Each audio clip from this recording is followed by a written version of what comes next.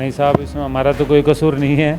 असल में क्या होता है, एक सोर्स रिपोर्ट थी कि ये सरपंच साहब की जो 10वीं का जो सर्टिफिकेट है वो फर्जी है। आप भी सोच रहे होंगे कि सरपंच साहब ने ऐसा क्या कर दिया कि उनके ऊपर 420 के तहत मुकदमा दर्ज हुआ।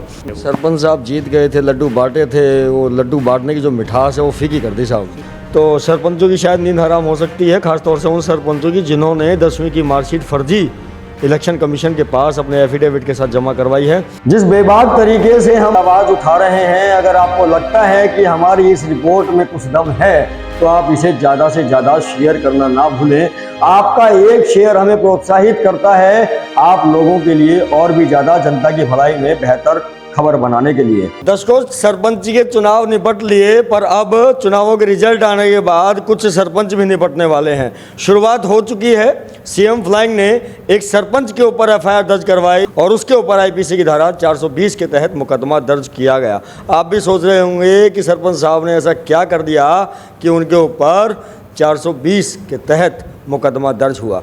मेरे साथ हैं राजेश चेची, सीएम फ्लाइंग से हैं, डीएसपी हैं और लगातार भ्रष्टाचारी और राजस्व को नुकसान पहुंचाने वाले लोगों के ऊपर इनकी जो कार्रवाइयों का हथौड़ा है वो लगातार चलता रहता है और उम्मीद करते हैं आगे भी चलता रहेगा। आज का जो वाकया है उससे वाकिफ आपको करवाएंगे। हम आपको जोड़ते हैं डायरेक्ट राजेश चेची जी से और जानेंगे कि सरपंच साहब के ऊपर आखिरकार क्यों मुकदमा दर्ज करवा दिया साहब। नहीं साहब, इसमें हमारा तो कोई कसूर नहीं है। असल में क्या होता है, एक सोर्स रिपोर्ट थी कि ये सरपंच साहब की जो 10वीं का जो सर्टिफिकेट है वो फर्जी है। तो जब उनसे लिया गया वो सर्टिफिकेट जो जहाँ जमा करवाया था इसमें जहाँ इलेक्शन कमीशन में, हाँ, तो वहाँ से जब लिया गया वो कॉपी उसकी और उसको जब बोर्ड से चेक करवाया गया तो पता चला कि वो वास्तव में फर्जी है। तो जांच होगी, तो जांच होने के बाद हमारे जातीय ऊपर। कौन से गांव के सरपंच थे, कौन थे वो? कुरैशीपुर और मादलपुर गाँव की, दोनों गाँवों की एक पंचायत है वो, और उसमें वो खलील नाम है सरपंच साहब जो हैं, और वो रहने वाले कुरैशीपुर के हैं, परंतु दोनों गांवों की पंचायत एक ही है। सरपंच साहब जीत गए थे, लड्डू बांटे थे, वो लड्डू बांटने की जो मिठास है वो फीकी कर दी साहब। निश्चित रूप से सरपंच साहब से भी हमने पूछताछ जब बुला के पूछा था उनसे, तो वो उनको भी मेरे को लग रहा है कि किसी ने जो बीच में जो था ना, जो ये डिग्री दिलवाने वाला, अभी वो जाँच होएगी तो पता चलेगा। वो कह रहे थे कि कोई सेंटर था जो अब तो बंद हो चुका है।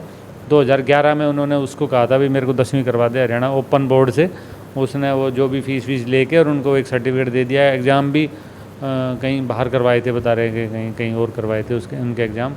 तो अब वो जांच में पता चलेगा वो कौन था वो बंदा, जो पुलिस इन्वेस्टिगेशन करेगी प्रॉपर, क्योंकि हमने तो प्राइम एफएसआई दे के सिर्फ सर्टिफिकेट वेरीफाई करवा के दे दिया कि गलत है और उसमें एफआईआर दर्ज। आज यानी कि आपकी जो इन्वेस्टिगेशन थी और वो इन्वेस्टिगेशन अब आने वाले टाइम में और भी आगे तक जाएगी कि वो सर्टिफिकेट फर्जी उनको किसने मुहैया करवाया, कौन थे वो, क्योंकि उसमें जिसने कहीं ना ड्राफ्टिंग भी हुई होगी, कहीं प्रिंटिंग हुई होगी, वो सारी चीज़ें अब पुलिस इन्वेस्टिगेशन करेगी, क्योंकि हमारे पास तो लिमिटेड रिसोर्सेज हैं। हम वो करके एफआईआर दर्ज होगी, अब वो इन्वेस्टिगेशन करेंगे। चेची साहब, ये तो मैं पूछूंगा नहीं क्योंकि गोपनीय होता है, बाकी अंदाज़ा कितने गांवों की लिस्ट आई हुई है आपके पास जहां पर संदिग्ध जो है उनके कागज़ हैं? कोई ऐसी शिकायत आपके पास आई हो, कोई ऊपर ऑफिसर से आपके पास आई हो या शिकायतकर्ताओं के माध्यम से आई हो? हमारे पास 1-2 मामले और इस तरह के चल रहे हैं जो वेरिफिकेशन होनी है अभी, पर वो ज़िला फरीदाबाद के नहीं है, बाहर के हैं।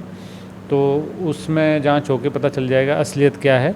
ज़्यादा नहीं है। बाकी पीछे मैंने सुना था ये मीडिया के माध्यम से ही कि हरियाणा सरकार सभी सरपंचों की जांच करवा रही है, तो वो सिविल ऑफिसर्स कर रहे होंगे, उनके लेवल पे होगा, मेरे को जानकारी नहीं है। बहुत बहुत धन्यवाद।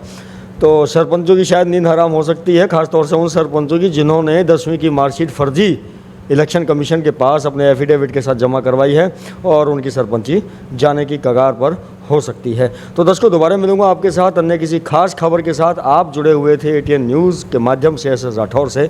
बहुत बहुत धन्यवाद चेची साहब। Thank you ji.